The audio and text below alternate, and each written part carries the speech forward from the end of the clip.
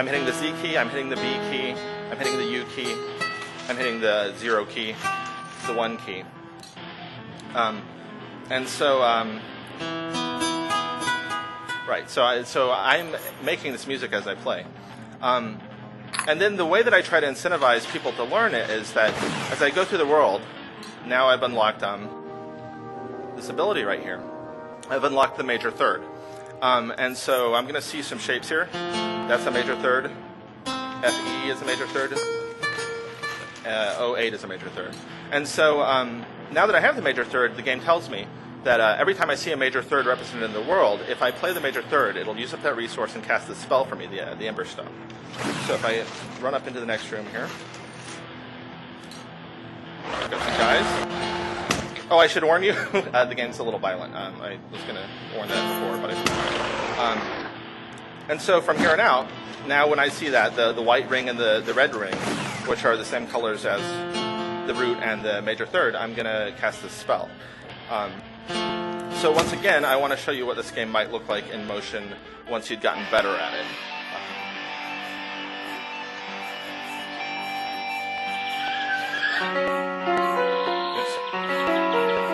Well, let's go to the next room because I'm clearly not better at it. I cast an ice spell there from the minor 7th.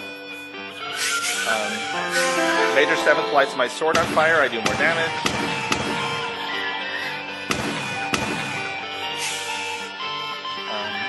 Come in the major chord. It'll shoot out this blast of a kind of a laser attack. And finally, if I come down here, the minor chord unleashes this ring of fire that moves through the world. All right, so that's my second educational prototype, my attempt here. Now, it should be pretty obvious that there's a bunch of issues with these approaches.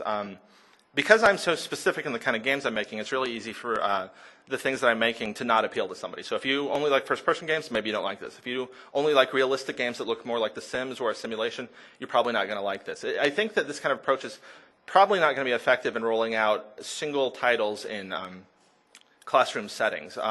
Also, I haven't tested this. I haven't measured it. There's no particular metrics. I've used it on myself. But I'm having fun with it. I've stuck with it. I've already picked up a bunch of guitar music theory shapes and recognitions that this interval is the major 6th and this one is the minor 7th that I didn't know before starting to work on this. Now, it could be that maybe making this game is an excellent educational model, and I don't think I can ship that. But I don't know. If somebody had this game for me, right, like Cadenza, I would go pay some money for it. So I don't know. I feel like there's something there.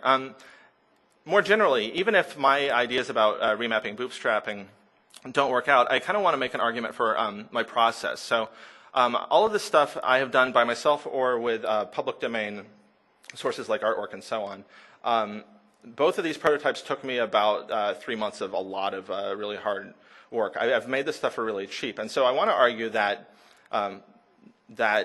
there's probably something to be said for the bottom-up approaches to trying out ideas cheaply. That I see all these projects that put all this kind of try to get a lot of people together and try to manage actually a lot of complexity in large teams. And I don't think that's a wrong thing. And certainly if you want to roll stuff out in places like classrooms, you probably need to do that. But I think that even if a bunch of people did the sorts of things I'm doing here, and I don't know how it would be, how people could make that happen. But even if most of it doesn't work, if you can make it cheap enough, then you can find some of the things that possibly will work. So that's it. That's my stuff. Thanks a lot.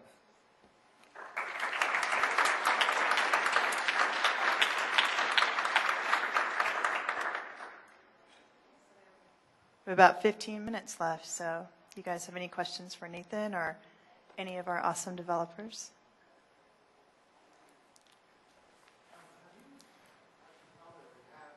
Wait, because no one can, it's really hard to hear.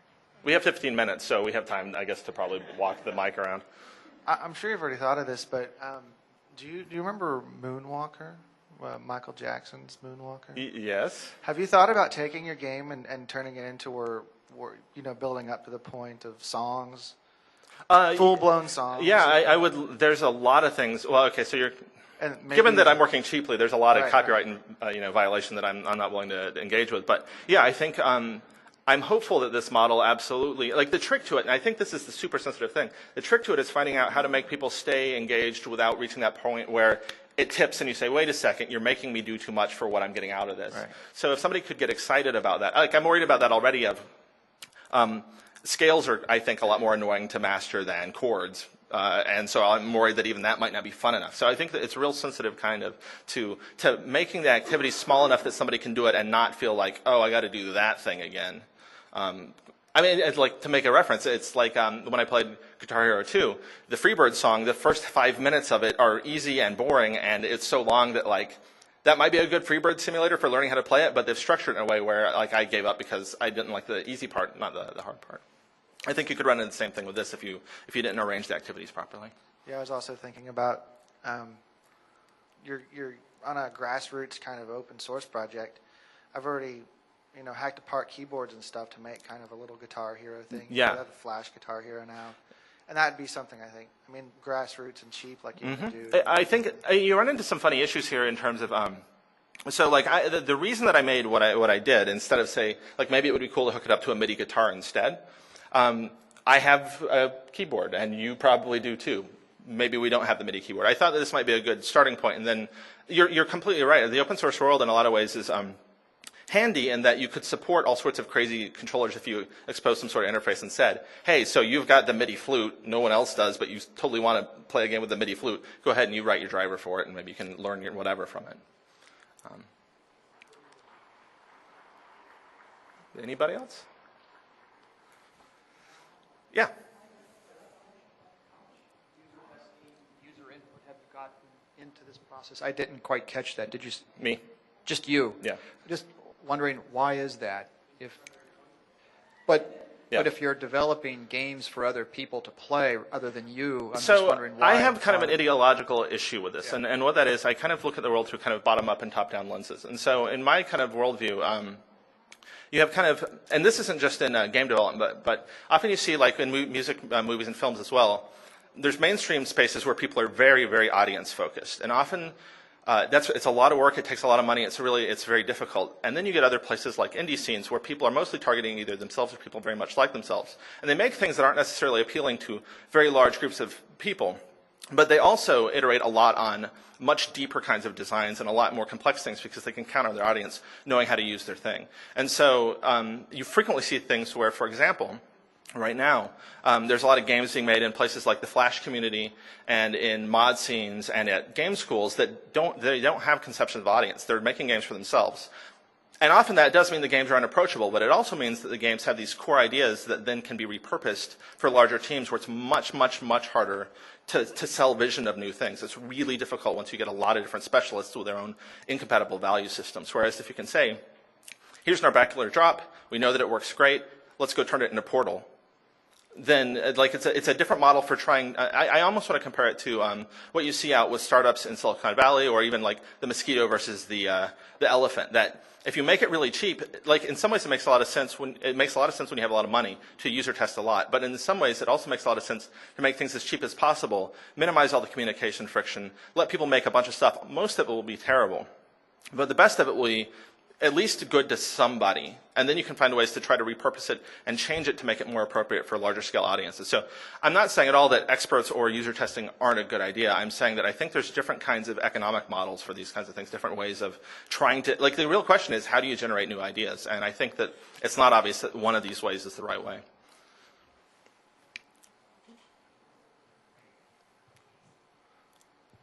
It looks like you've got a pretty powerful system for potentially getting players past that first hump of learning the vocabulary or getting the hooks into the domain.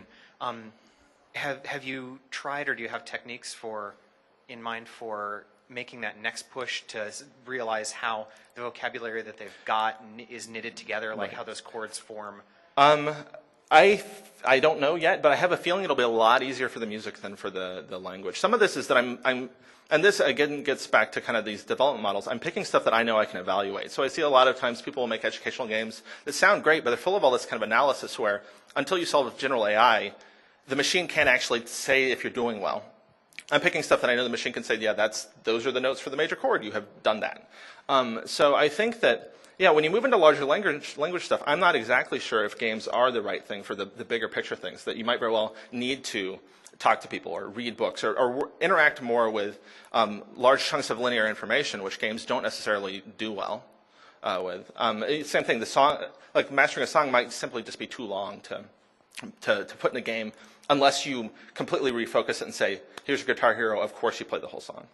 It certainly seems like you've got the nice system for if they do start to see that there are those structures. Then it opens the door to exactly. Yeah. And this is my hope too, that maybe I play the Spanish game enough that then I can go start reading the Spanish novel and not being mad that I have to hit up the dictionary every other word, which I've tried. I had enough Spanish in high school to be like, I want to know this, and this just isn't working. I can't. I mean, a lot of this is like my personal itch. These games are for topics that I've tried to learn after leaving school, and not that I necessarily learned well in school. And I buy these books, and the books would say, here's Japanese. I'm sorry, but this is a book, so you have to go practice this a lot. Well, that's sort of a cop-out. I bought the book to learn the thing, and it tells me, I'm sorry, but this isn't actually how you learn this, right? So I thought, like, well, okay, maybe these things that I'm just, like, I played guitar for a while, I'm not learning these things because it's clear that it's just mostly repetition. There's no magic secret about what the major sixth is. It's shove that in your head a lot until finally you know the sound of it, you know the shape of it, and that's really boring. I mean, if there's someone that could just download it and say, now I know all of music theory, of course. Like, I think all of us, if I said, do you want to know Spanish, you'd say yes. And if I said, do you want to learn Spanish, you'd say, well, probably, I don't know, I got other things to do, right? Everybody, like, we all want to know everything, but we can't do that. And so I'm hoping that this is why I had that slide that I skipped past, the working while you whistle. I want to not focus on the fact that you're doing this thing you're not crazy about, but kind of ease past it. I hope.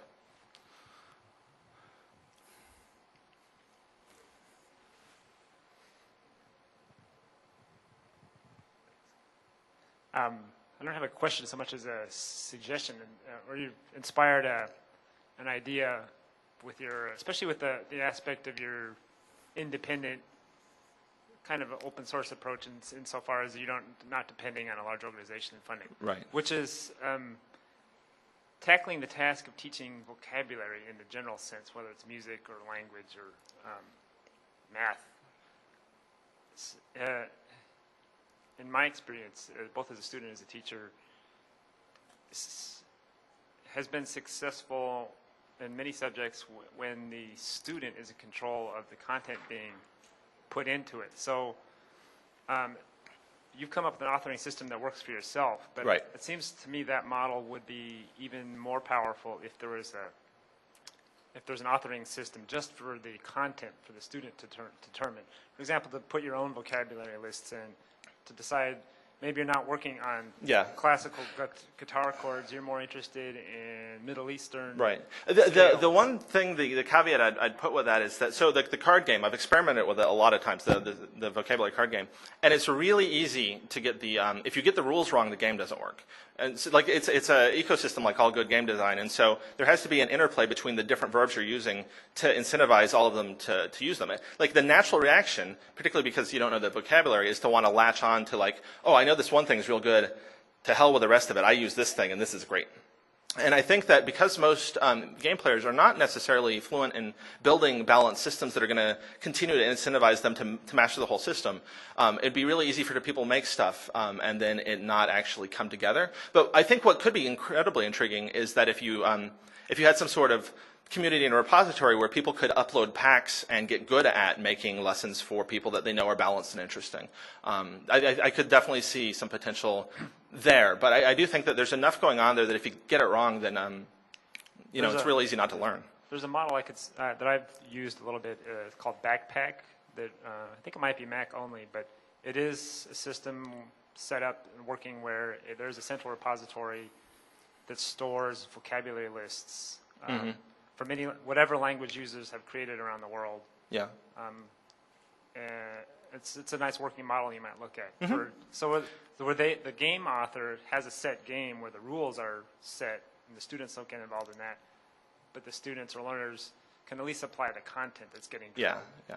No, I mean, I think, and two, I have to be totally honest, a lot of why I have as much as I have had done is that I've been incredibly laser focused in picking things that I know I can do, that I specifically can do relatively easily. A lot of the kind of community support, the tools, all of the stuff that floats around that stuff actually is a whole lot of work to get right.